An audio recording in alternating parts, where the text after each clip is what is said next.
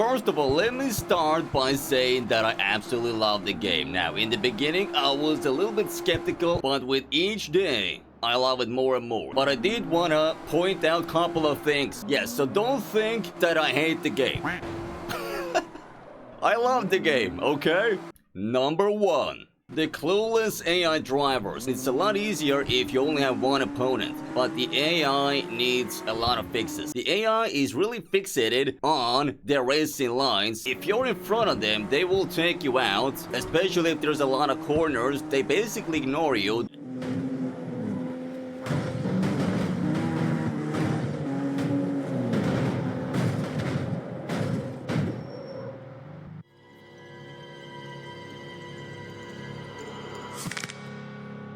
And they also crash like head-on into AI cars as well themselves. This can be winnable. Hey, the bus crashed! Almost feels like it's like Wreckfest. And even in the city, the AI sometimes, you know, they do goofy stuff. What is this man doing? Okay, this is what I'm talking about. Don't let that stop you from playing the game. The developers are actually pushing out updates pretty constantly right now, depending on what the people want. Number 2. The UI drone mode. If we press escape, go into photo mode. Under here is a drone mode. First of all, for the love of geese, why can't you remove this ugly thing in the middle? Why do we need this? I know where the center of my screen is. Have a button over here, hide everything. We need to get rid of this in drone cam. It's annoying to look at. Also, please add like fine tuning. We can go into settings. We have tilt and we have zoom. We need more options over here. For example, can we get rid of this moving up and down, left and right? I know it looks cool. The camera is moving around slowly. Please give us the slider to remove that. I know it's called the drone, but please make the drone stand still. And then there is this distance restriction. If we just go this way, our car is behind us right now. We're gonna soon hit a wall. There we go. And there is the invisible wall. We can no longer go that way. I think that's our car over there in the middle, in the bubble right there. This is the distance you can travel with the drone. Actually seems like you can go up a lot longer.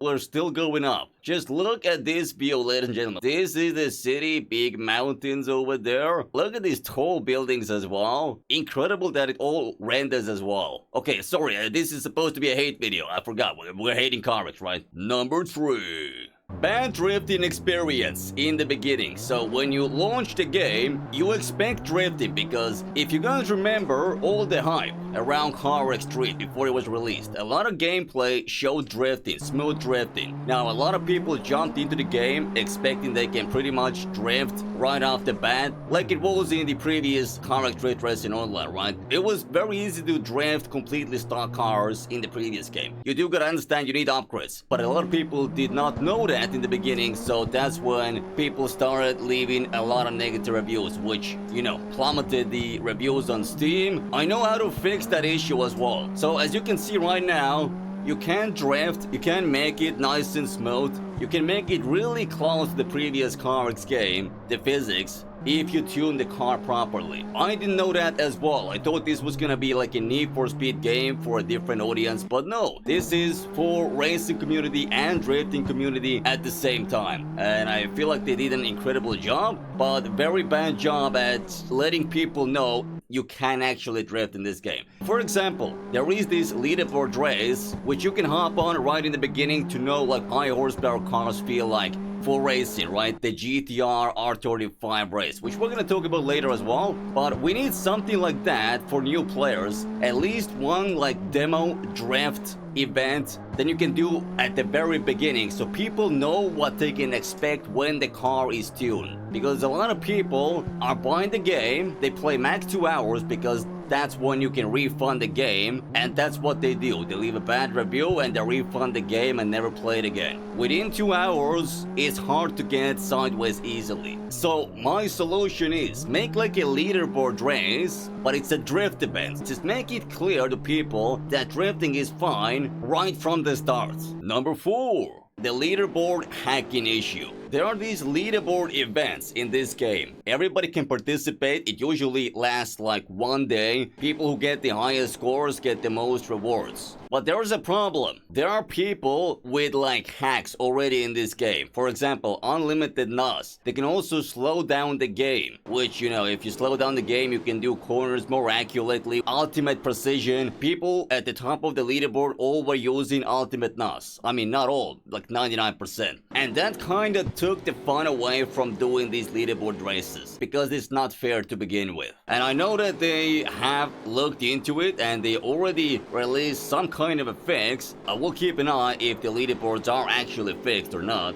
But yeah, definitely more security updates are needed in this game. Number 5. So you can run out of fuel. If you run out of fuel during a race on max throttle right now, the car does not move. So you have to go refuel your car from time to time. Buy new sets of tires. Some people like it, some people don't. I know some people think this is like super realistic, it's so cool. Yeah, like keep it on by default, but in the options, make it so you can remove this, like toggle it up. But like if you're chilling online doing like a drill session, it gets pretty annoying that you're like, hey guys, let's all pause, I gotta refuel, right? That should be an optional feature, in my opinion. But if you are out of fuel, you do have to find the nearest gas station, either fast travel or drive over here. And don't worry, you can drive still if you're out of fuel, it's just slow. Get your fuel and then you're ready to go again. Number 6. The initial grind fest. Now it is gotten better with updates, and like I've said, they're listening to feedback, making the game better. Now I don't have this problem anymore. If I press escape over here, I don't want to say I'm balling. 1.7 million credits just sitting there, and those 400 special coins. I'm not really struggling anymore to like keep up with the currency. But in the beginning, it can feel like an absolute grind fest. Don't let that throw you off.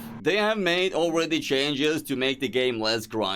More rewards, fuel costs less now, all that. Number 7. No liveries. As you can see, every car is bland except for the starter car. The Miata does come with a livery. But you cannot make your own livery in this game. And don't worry, they are working on it and it is coming, okay? It is coming, but like the full game is out and we can't add stickers to our cars. Can't make our own liveries. Kind of a surprise, I'll be honest. But it's not like that big of a deal because, you know, cars look good when they're clean without stickers. Like this Mustang doesn't actually need any stickers. But I guess the problem is they somehow need to monitor those liveries, because there are gonna be people making really inappropriate liveries. They need to make sure that players and kids playing the game don't see those really inappropriate liveries. So I don't know how they're gonna do that. Manual review of liveries when something gets reported.